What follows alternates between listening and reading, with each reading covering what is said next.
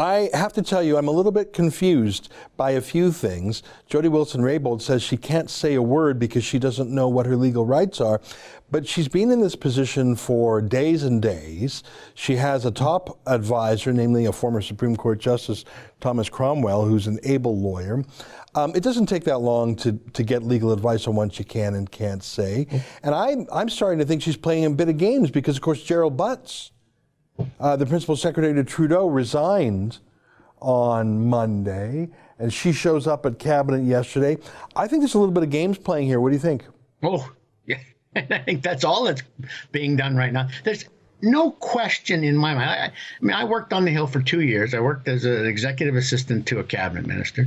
I'd never heard this argument that the Solicitor General, the Attorney General has a solicitor-client relationship with cabinet.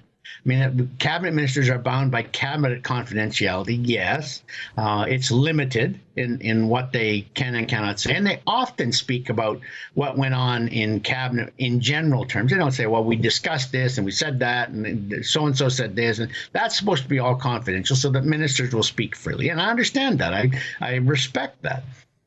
But this idea that somehow when the prime minister pressures you to, if the allegations are true, if the prime minister pressured her after the director of prosecutions for the federal government had decided not to give Lavalin a deferred prosecution agreement and go ahead with criminal prosecutions, if the prime minister had pressured her to lean on the director of federal prosecutions, then that is a political move. It is not covered by lawyer-client or solicitor-client confidentiality, in my understanding. And there are a number of legal experts who've said this. I think, and even if it was, she's had this lawyer. I don't know the exact. I don't know how many days we're into this story now, but she says, well, I'm still trying to figure it out. No, it doesn't take that long to research one narrow area of law and get an opinion. I was very sympathetic to her because I believe that the Quebec Liberal Party is the most corrupt in Canadian history. Virtually every single mayor in Quebec has been arrested and charged with something in the last 10 years. That's the province of ad scam. It's the province of, well, it's the province of the Trudeaus. So it was absolutely believable to me that these Quebec old boys thought they could just pressure this cabinet minister from Vancouver to go along with it, but she actually stood on a point of principle. I believe that narrative. Now, Gerald Butts is gone on Monday, and she's back in caucus on Tuesday. It looks like there's some horse trading here. And I think, I think Butts's head was handed to her so that she'll play along.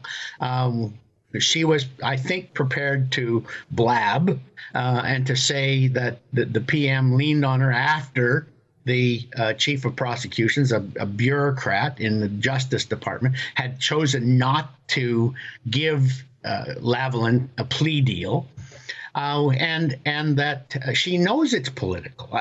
I think she's biding her time. She's waiting for the most effective time in order to do this. But I think also at the same time, too, she is being a semi-loyal liberal.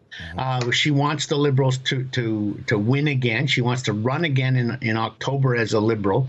And so she's playing a sort of minefield game here. She's being careful where she steps because she doesn't want to blow up the party's chances. But I mean, the only explanation that makes sense to me, this is pure speculation on my part, but the only explanation that makes sense to me is why Gerald Butts would leave his dream job when there's no evidence suggesting he was involved directly, is that she threatened to divulge what had been said and what the pressure that had been put on her unless something was done. And Butts's head was the something.